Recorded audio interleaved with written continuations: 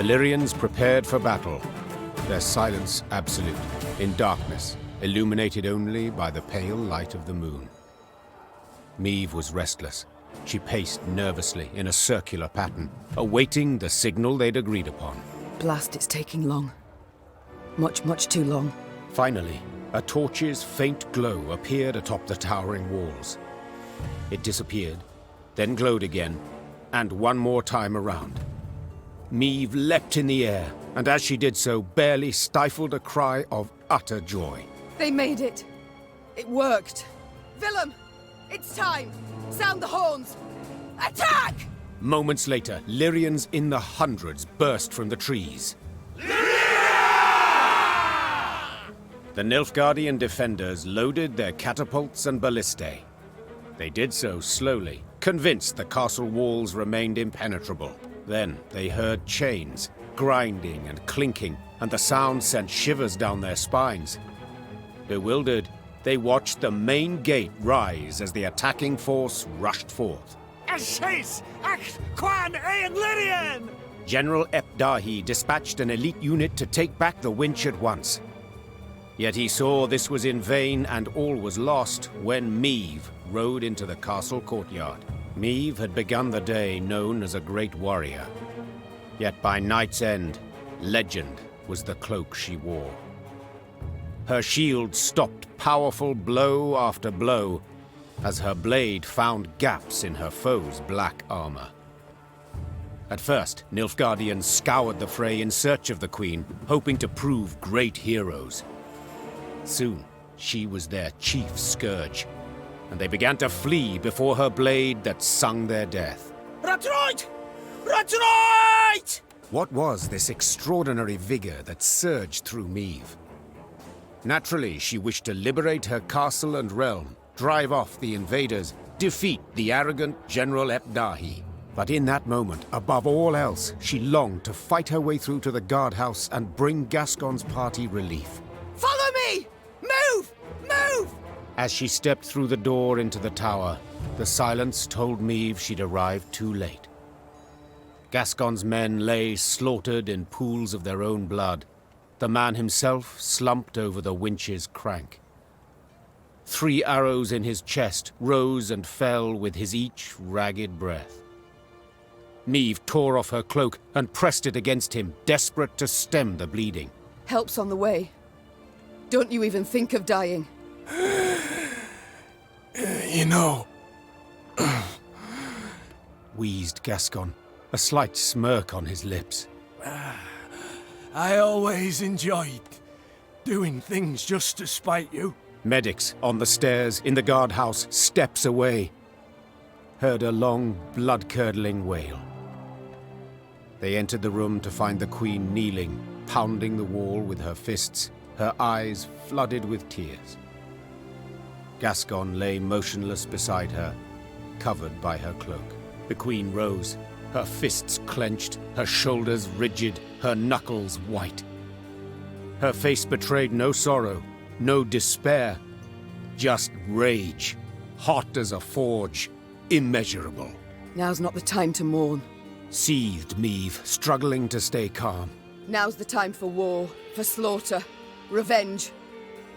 With victory today, we'll recover our home, return to our kin and set our blades aside at last. Yet until victory is ours, they must drink. Drink greedily of Nilfgaardian blood! The Lyrians were at the brink, near their breaking point. They'd followed Meve for thousands of miles, over snow-clad peaks, through forbidding swamps. They'd fought, survived countless battles at her side. And though their gazes were now weary, she knew they'd follow her into fire. Your Grace, the Blackclads, they've holed themselves up in the upper keep. We went to breach the wall, alas to no avail. Meve nodded, twirled her sword, then leapt upon a mount. Her eyes spoke pure determination. So we'll bloody well try again.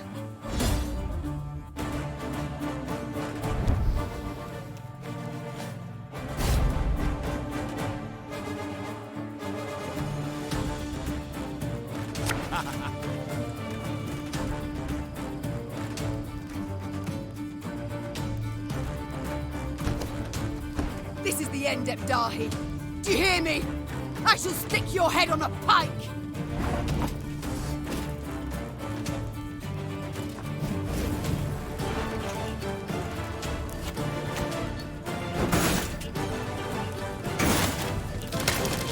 This could hurt.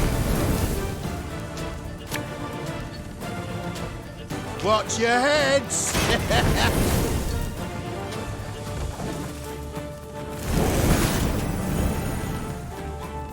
In the tree!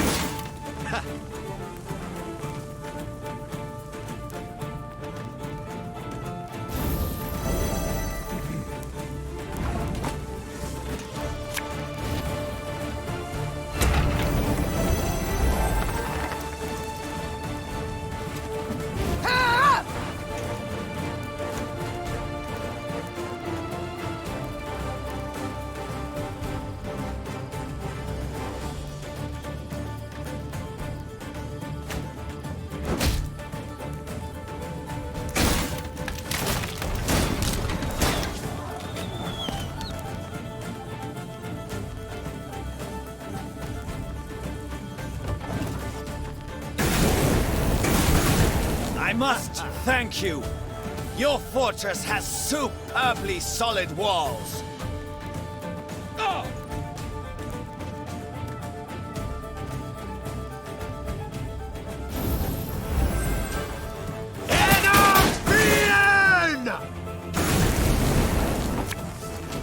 Hey, don't toss that. It's perfectly usable.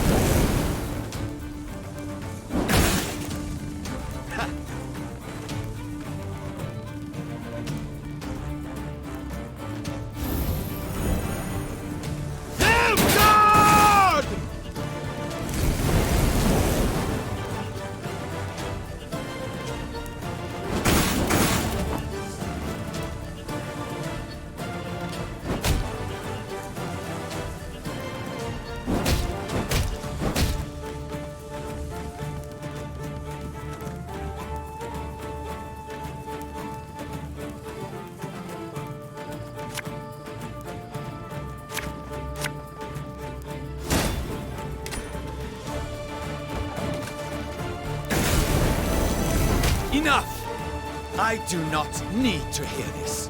Kill her!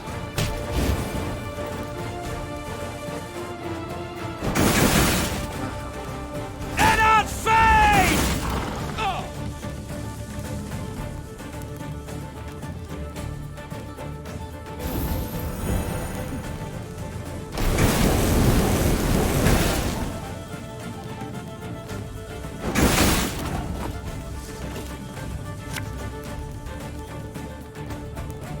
Necessity! Invention's mum.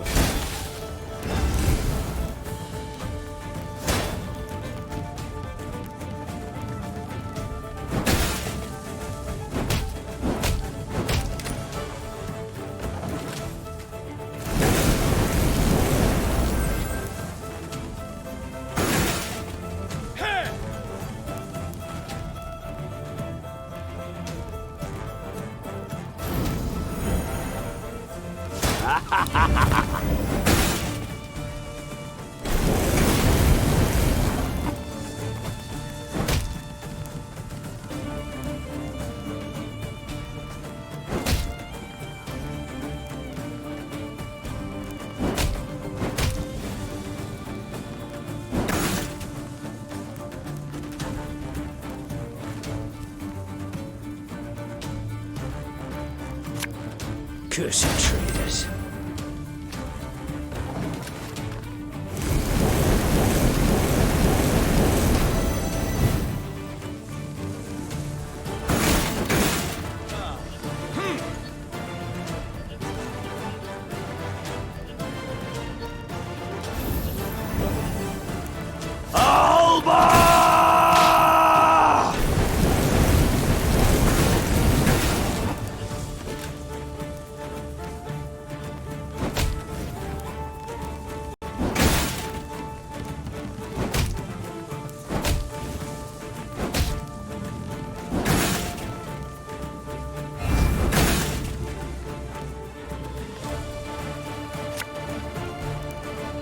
Army's a waste of time for one like me.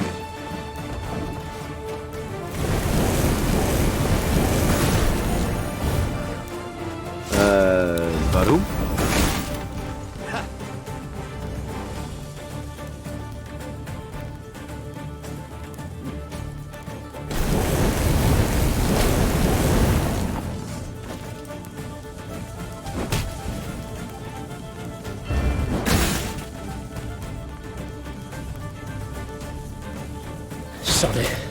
Sod it all.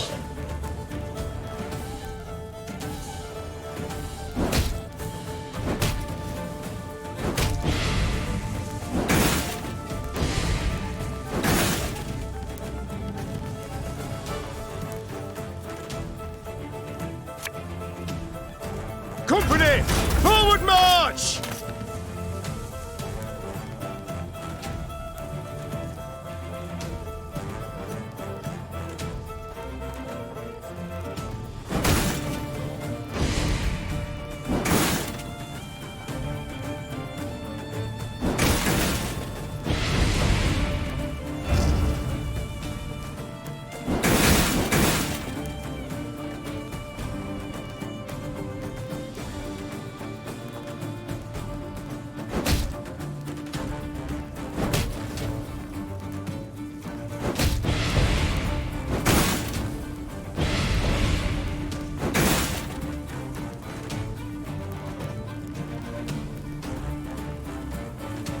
Catch!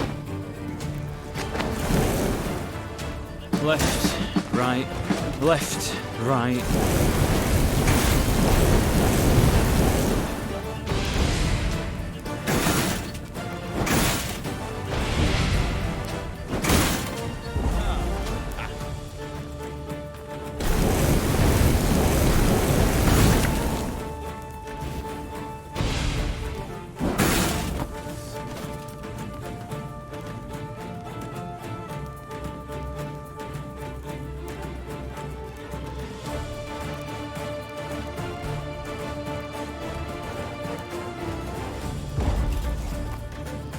Fools!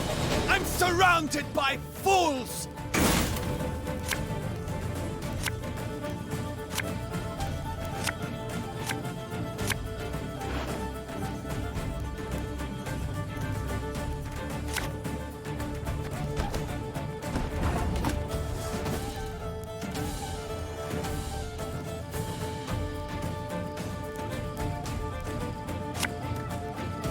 Again and again and again.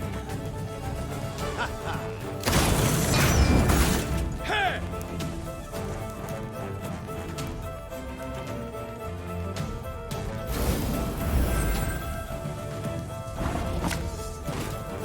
You can pay the toll in one of two ways. In silver or in blood. See if he's had any coin in his pockets. Or his holes. Ah!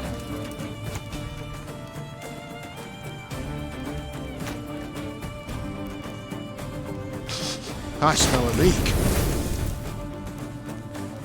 You mad? Don't shake that!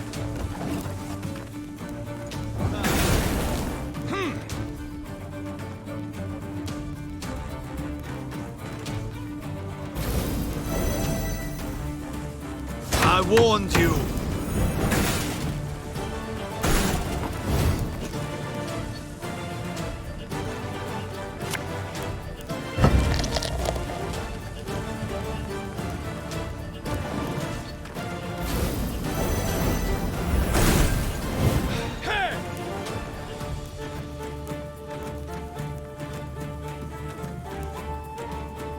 Archers, let it be night. Obscure the sun with arrows.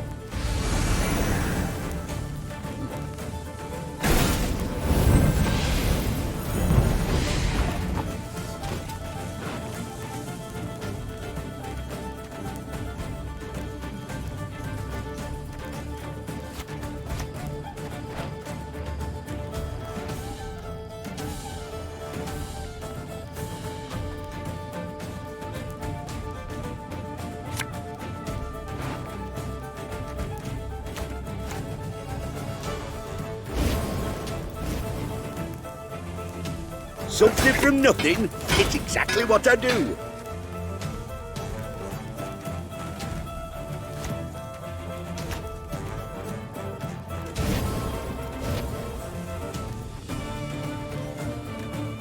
When will you ever learn? Tell me you jest. We must trust each other.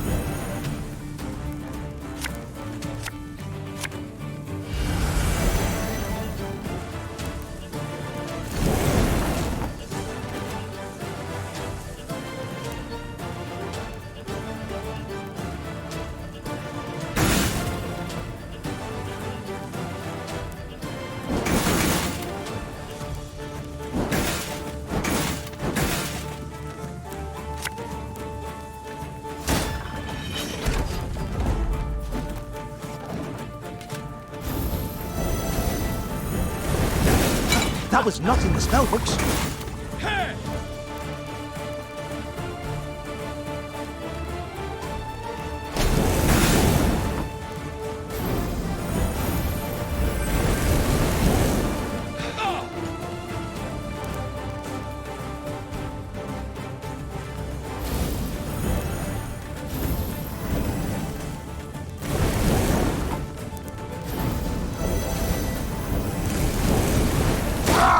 Scheiß in time!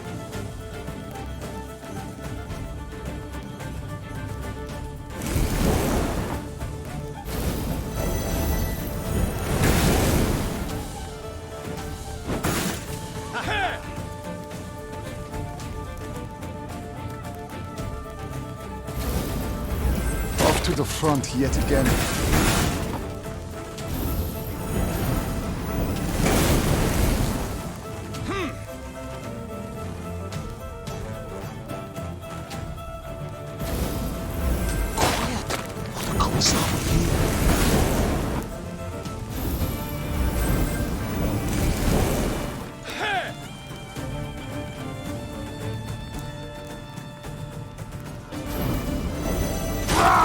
Scheiß in time!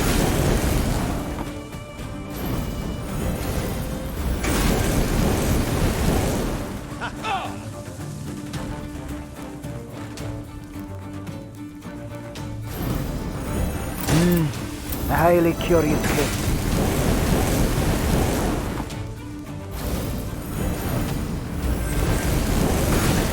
A grotto dum anime est. Fe.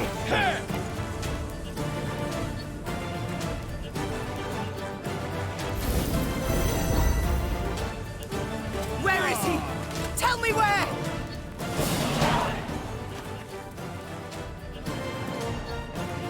Nilfgaard had the upper hand, yet the black-clad spirits had suffered. They now made more use of shields than of swords. When Meve finally broke through their line, they raised their arms in surrender. Rivia Castle had fallen. It was hers once more. Trocker! Nein zu Wien!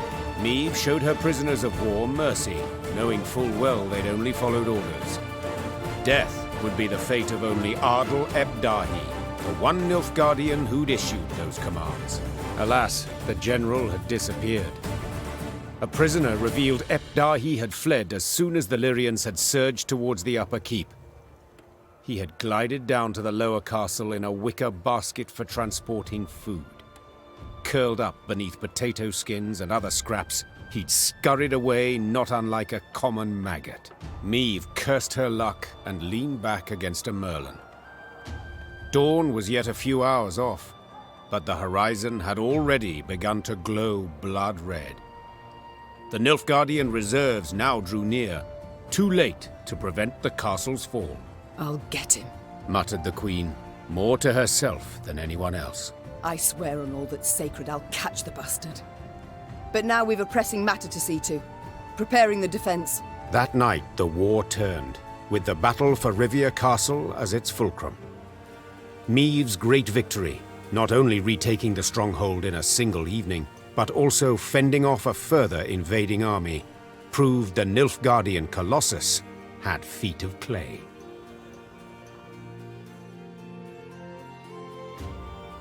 The armies of the north had united and now seemed to be on the attack everywhere. Imperial forces, while still far more numerous, lay stretched over thousands of miles. Their position was untenable, and Nilfgaard's commanders knew this. In a decisive battle, they yet stood a chance, so they gave said battle, and suffered a resounding defeat. Just a few months on from that memorable night in Rivia, the Imperial army was in utter disarray. Aldersburg, the fortress, remained a last point of resistance. General Epdahi and what had survived of Army Group East had dug in there. This place, where Nilfgaard had triumphed grandly in the war's early days, would now bear witness to its impending defeat. It seems history, after all, has a sense of justice, or humor, or both. Though Meave had already reclaimed her realm, she refused to retire her sword just yet. For King Demavend had requested her aid in purging Edirn of the invader. How could she refuse? She owed the king a favor, firstly. Yet she also had a burning desire to settle the score with Epdahi. Demavend's envoy and I spoke, Your Majesty. The king has Aldersburg surrounded. He awaits and won't begin the assault till you arrive. Good. I truly hate to miss it. Tell the troops to prepare. Gear and ire. Of course, Your Grace. Yes? Is there something else? Pardon my boldness, Your Grace, but I can't help but be concerned. You don't sleep. You have the air of illness about you. I think back to that night in Rivia often, to Gascon's death. Perhaps I made a mistake. Perhaps he didn't have to die. He didn't, Your Majesty. He needn't have been there at all. I'm a soldier. I swore to serve you. Gascon, not so. He might have left at any time. Guilt, pity trouble you, Your Grace, I know. But he signed on willingly and knew exactly what for. Gascon gave his life for he thought you worthy of it. There's no greater proof of friendship, no greater gift one can give. Accept it, Your Grace, and remember him with gratitude, not sorrow. You're right. I thank you, Reynard. That I needed to hear. We've talked enough. We must march on to Aldersburg.